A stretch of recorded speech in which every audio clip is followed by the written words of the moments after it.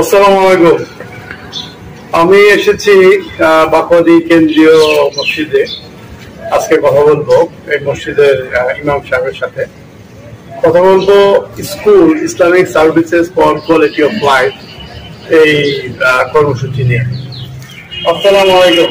ওয়ালাইকুম আসসালাম ওয়া রাহমাতুল্লাহি ওয়া বারাকাতুহু। আপনি এই মসজিদে কতদিন ধরে আছেন? আমি আছি অত্র মসজিদের মধ্যে ইমাম এবং খতিবের দায়িত্বে দীর্ঘ 10 বছর যাবত আছি। আপনার 10 বছর তো অনেক অভিজ্ঞতা।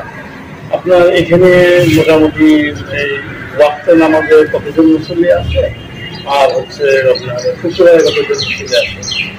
প্রতি ওয়াক্তে আলহামদুলিল্লাহ 80 থেকে 100 জন মুসল্লি মসজিদের মধ্যে নামাজ আদায় করে এবং প্রতি জুমার দিন প্রায় 200 মানুষের সমাগম হয়। 80 জন মুসল্লি দৈনিক ওয়াক্তে আসলে মুসল্লি অনেক সংখ্যা, মোটামুটি গ্রামের মসজিদের তুলনায় সংখ্যাটা অনেক বেশি পাওয়া যায়।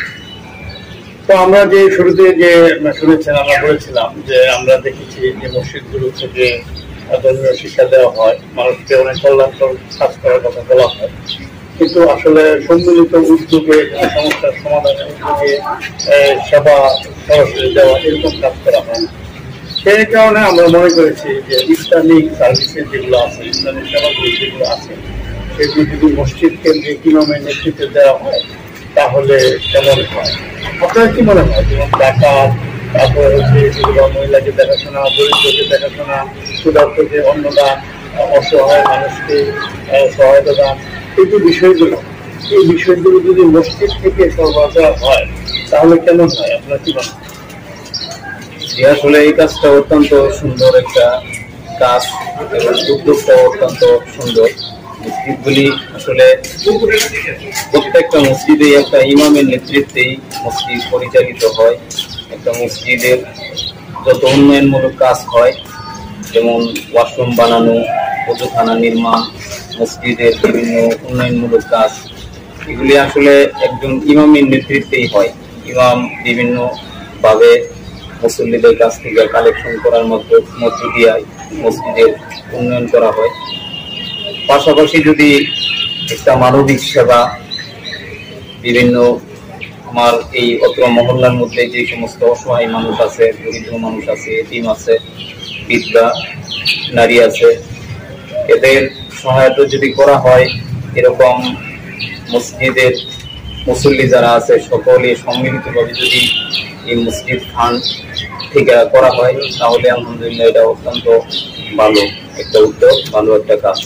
এটা করা সম্ভব, কারণ যেহেতু একটা ইমামের মাধ্যমে মসজিদের সকল উন্নয়ন হইতেছে, তো আলহামদুলিল্লাহ যদি ইমাম চায় এবং মহল্লা সকল মানুষদেরকে নিয়ে যদি চায় যে এরকম একটা ফান্ড যেটা মানবিক কাজে ব্যয় হবে, এরকম একটা ফান্ড তৈরি করা, এটা ইমামের পক্ষে সম্ভব আমি মনে করি, এবং এই কাজটা করলে ভালো হবে। আচ্ছা, আমরা একটা উদ্যোগ শুরু করার জন্য একজন প্রাথমিকভাবে একজন মিটিংকে সহায়তা করতে চাই। আপনি কি মনে করতে পারেন যে আপনার যেসব মুসল্লি যারা আছে অথবা আশেপাশে কোনো দরিদ্র কোনো এতিম বালক আছে কিনা, যাকে সহায়তা করলে তার শিক্ষা ক্ষেত্রে উন্নতি হতে পারে বা তার সহায়তা হবে?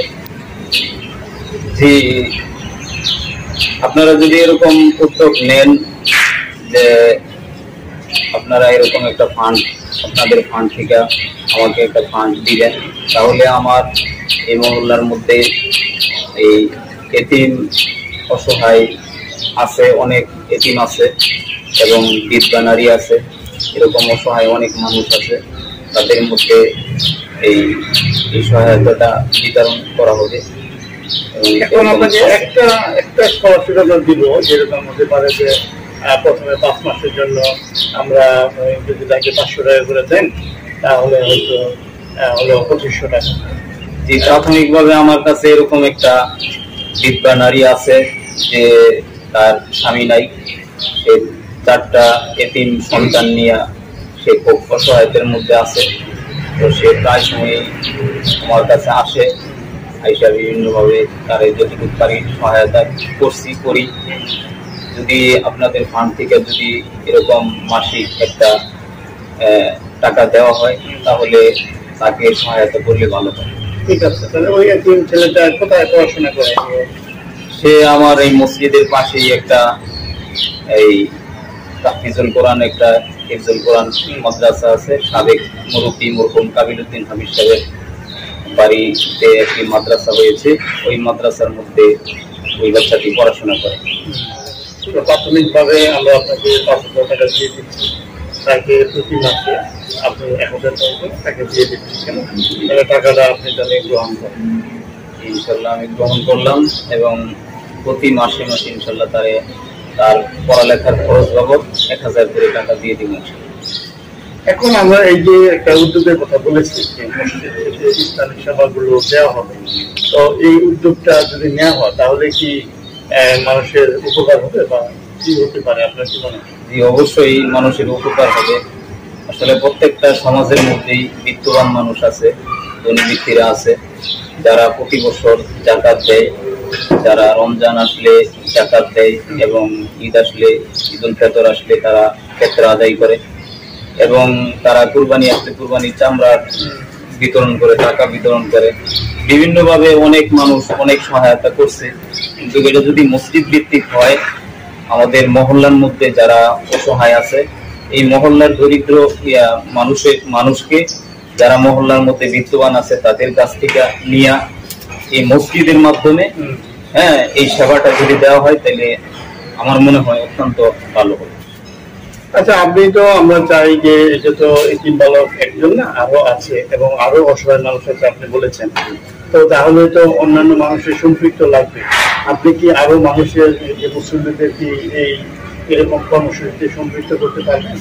জি, ইনশাল্লাহ আমি এই যে টাকাটা নিলাম 5,000 টাকা, আমি আগামী জুমায় ইনশাল্লাহ এই বিষয়টা আলোচনা করব যে আমি একজনের কাছ থেকে একজন ব্যক্তির জন্য 5,000 টাকা নিয়েছি এবং তাকে প্রতি মাসে 1,000 টাকা করে তাকে দেওয়া হবে এবং এই কথাটা বলবো যে মহল্লার মধ্যে যারা বিত্তবান রয়েছে, যারা বাৎসরিক জাকাত দেয় এবং বিভিন্ন খাতে বিভিন্নভাবে অসহায় মানুষদেরকে দান করে, তারা যেন আমাদের এই মসজিদের মধ্যেও একটা ফান্ড করে এবং তারা ওই ফান্ডের মধ্যে টাকা রাখে এবং মহল্লার মধ্যে যারা অসহায় মানুষ আছে তাদের কল্যাণে ইনশাল্লাহ আমি কাজ করবো। আপনাকে অসংখ্য ধন্যবাদ আমার সাথে কথা বলার জন্য। তাহলে আমরা দেখলাম যে এই পাকুয়াদি কেন্দ্রীয় মসজিদের ইমাম এবং খতিব সাহেবের সাথে আলাপ করে যে যদি মসজিদ কেন্দ্রিক ইসলামী সেবাগুলো সরবরাহ করা হয় তাহলে সমাজের মধ্যে একটা পরিবর্তন ঘটবে এবং অসহায় মানুষের মধ্যে একটা জাগরণ ঘটবে এবং তারা তাদেরকে সহায়তা পাবে। তো এই উদ্যোগ বা এইরকম উদ্যোগগুলো যদি বিভিন্ন মসজিদগুলোতে ছড়িয়ে পড়ে তাহলে কিন্তু সমাজের একটা ব্যাপক পরিবর্তন হতে পারে। তো কাজেই আমরা ইসলামী সেবাগুলো ছড়িয়ে দিতে চাই এবং মসজিদকে কেন্দ্র করে ইমাম সাহেবের নেতৃত্বে এরকম একটি সামাজিক কার্যক্রম ছড়িয়ে পড়ুক, এটাই আশা করি। ধন্যবাদ।